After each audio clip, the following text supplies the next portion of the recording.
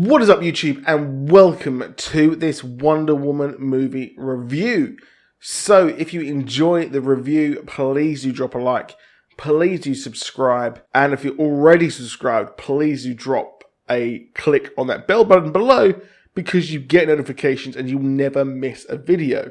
So, just a first warning here, I will discuss the film without some spoilers, and then I will give you a spoiler warning. As always, if you're a regular subscriber, you'll know that these reviews are very, very spoiler heavy, but I do give a warning as to when these spoilers will actually start. So rest easy, you will not be spoilt until I say so. So welcome. So Wonder Woman is the next chapter in the DCEU, the expanded universe Justice League setup. So, first of all, we had our Man of Steel, then we had our Batman vs. Superman, and then we had Suicide Squad. So, for me, a lot of people really hated Batman vs. Superman. I really enjoyed it. Like, I am a huge fan of DC Comics. I'm a huge fan of Marvel Comics. I like both, but a lot of people seem to have taken sides and are really vociferously hating on DC. Now, granted, Batman vs. Superman was not the best film. It did have many flaws. However, Guardians of the Galaxy Volume 2 was a film which I loved, but it also did have its flaws. So let's remember that films aren't perfect. So it does come down to personal preference.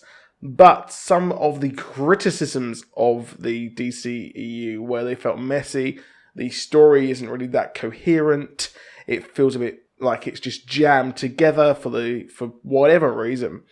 But the Wonder Woman movie really does do away with these problems. Now, I feel that it was a fantastic way, that it was fantastically structured. We had the origin story, which, if you are up on your Wonder Woman, you will know all about this. So I will go into the more of the origin story a bit later on, but it does kind of merge 2 or 3 of her origin stories together, which I think works really well. It references the original one that we had, and we have more of the modern version, the New 52 version for that. So the film is absolutely superb. I kind of can't help but make comparisons to Captain America, the First Avenger. Mainly because it is one of my favourite Marvel films. In fact, all of my top 3 Marvel films are all the Captain America movies.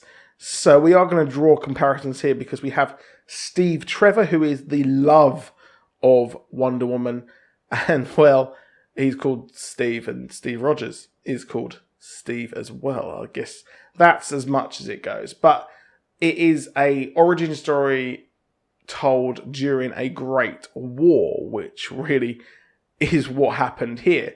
So I think that the background, the setting, I'm not sure I like. There's some problems here, I think, with the historical accuracy. We have General Ludendorff, who was the leader, pretty much in charge of the war for Germany in World War One, and they take quite a lot of liberties with him. So if you are interested in Wonder Woman's story, if you're interested in World War One after watching this movie or before watching this movie, I would highly recommend checking out the Hardcore History podcast, the World War One series of that, which I listened to a couple of months ago before Christmas. I listened to it over Christmas, and it was absolutely superb. It gives a very big insight into how World War One was set up, considering that Ares is the villain of this story, and he kind of, with his machinations, he kind of caused World War One. So with this, I think that if you are interested, I would highly recommend checking that out. But what the World War One story is very much a backdrop to a character, a woman, a hero learning the ropes. I'm sorry, that's a very terrible pun about the lasso of truth there. And it is just the backstory of someone learning their place in the world where they have been mollycoddled and not just necessarily, they've been kind of not let to reign free on the world. And here they're trying to find their purpose, which they do. Now, I really, really did enjoy the visual effects. I think that Themyscira, I think that's how you pronounce it. I'm sorry, please don't hate on me. Was done really well. The set design on it was just stunning. The CGI in World War One, it's quite funny going from Legends of Tomorrow season 2, where we had World War One, then we move over to the big budget version of World War One. I thought that was pretty cool. It was pretty funny seeing that and making the comparisons between the CGI, because it just makes the DC, the Warner Brothers CGI abilities just highlighted amazingly, and I think that it looks stunning. Now, one thing, full disclosure, I wasn't too hyped for Wonder Woman. I've never really been a huge Wonder Woman fan. I've been more interested in her in supporting roles.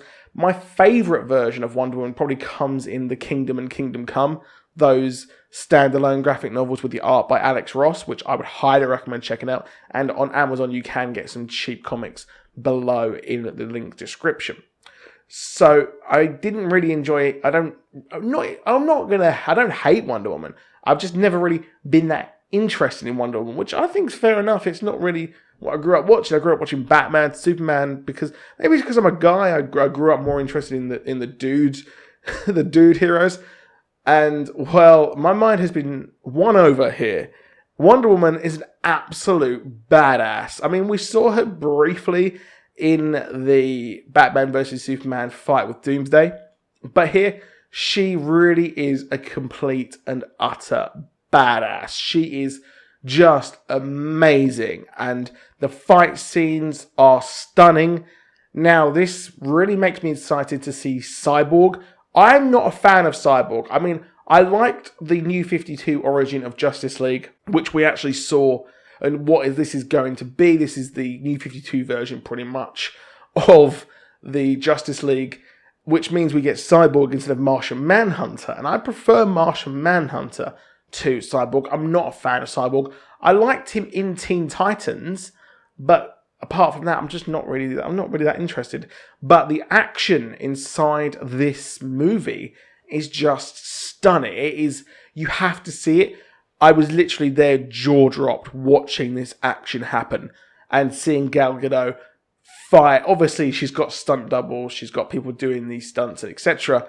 But she looks $1 million. She looks just stunning. The fights are believable. Weirdly, they look totally badass, and really, it is just a breath of fresh air seeing an all-female kind of all-female cast. Technically, you've got Paradise with the Amazonians, and you've got Wonder Woman as the hero.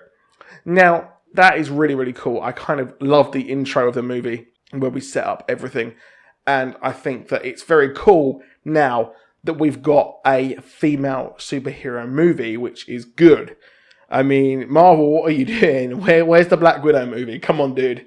Like, you could have had this bandwagon that people are riding because Wonder Woman is a female superhero big budget movie. I mean, Marvel, you could have had that, but you fucked it. You could have had the Black Widow hype. If you did that, it would have worked. But Wonder Woman, unfortunately, has beaten you to the punch. And it's nice and refreshing to see that. I'm not going to go too much into feminism and all that business, because we don't really talk about politics, etc. on this channel. I just think it's really neat that girls growing up, can actually really enjoy this kind of character. They can enjoy Wonder Woman and grow up and want to dress up like her and be like her and idolize her, like I did growing up with Batman and Superman. I thought that was sick. I think that is really, really cool. So we're going to go into the spoilers part. So the film is stunning. It is amazing. It is the best DC movie. Almost better than Dark Knight. Not sure if I can compare them, to be honest. But out of Man of Steel onwards, it is possibly the best one yet by a big, big way. That is not to discount the others. Now, spoilers. Sorry. If you haven't seen the movie, stop here. Save this. Add it to watch later. Come back. So we've got a very, very cool movie. Now, there wasn't too many big Easter eggs in my opinion, but I will actually be covering that later on. I'll probably cover that when I go see it again at the weekend. I will watch it again because it is that good. So the origin story here is we had the clay one where she was made from clay and was created technically by Zeus, but in the comics it was by Aphrodite. And then we also had the other version where, or in the comics we had another version where she was literally just created, wasn't out of clay or whatever. And then we have the New 52 version where Hippolyta and Zeus did the horizontal jogging, and we got our Diana, which was awesome. I think that this really works.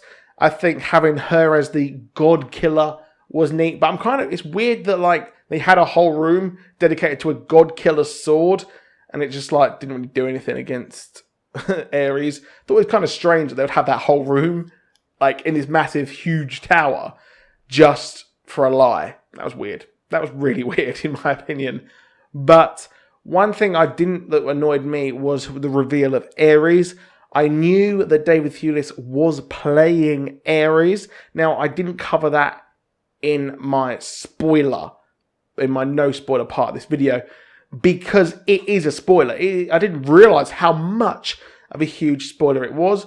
I thought that Ares would be like some advisor to Ludendorff or an advisor to Kaiser Wilhelm the second. I thought the first. I believe it's. I don't know. I think it's Kaiser Wilhelm the first, but it was very, very cool. Kaiser Wilhelm the second. That was it. That was it. Kaiser Wilhelm the first. Well, this isn't history. We're going to just stop talking about history right now. But I thought that Ares would be an advisor to the Germanic side, but it was actually a advisor to the British part. We never actually found out if it was an advisor to the British or if it was an MP. He just said he was Sir, so we never actually found out that. I'm interested to see how he actually became that, how he got into power in Britain. That was kind of weird, to be honest, and I kind of wish we knew more about that. Now, the origin stories of her being a god, I thought really did work, and the fight between her and Ares was just amazing. It was just absolutely stunning. I love the way he just went like that with the metal, and his eye part was revealed. So that was absolutely sick. Just absolutely stunning to watch. A really amazing fight. The stakes were high and everything. The parts with her as well, when she was just going up over the trenches and fighting, was cool. Now, the fact that Steve Trevor's dead makes a lot of sense, but why we haven't really heard of him or seen him. He kind of died like Captain America. That's a callback to the start of the video when I talk about Captain America. So there we see why she stopped doing what she did. She wanted to kind of not get involved, or they need to learn love and that kind of thing.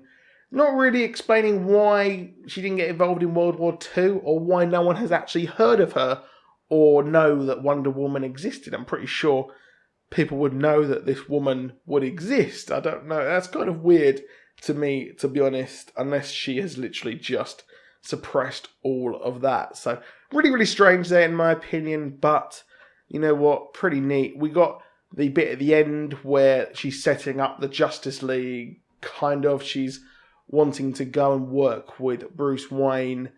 I thought Bruce Wayne would be waiting on the top of the Louvre, which is where she was. But no, he wasn't. That's really strange and kind of a bit disappointing, to be honest. There was no post-credits scene, but whatever. So I will be covering probably an Easter egg video later on, and explainer maybe on Ares, etc. Because Ares is the god, and it'll be interesting to see how these gods will work. Because technically, she's not a meta; she's a demigod. Because her mother was not a god, her father was a god. So technically, just like Hercules. There we go. So that is it for this video, and that's been a long one. Please do drop a like, please do subscribe. I'll see you soon, and goodbye.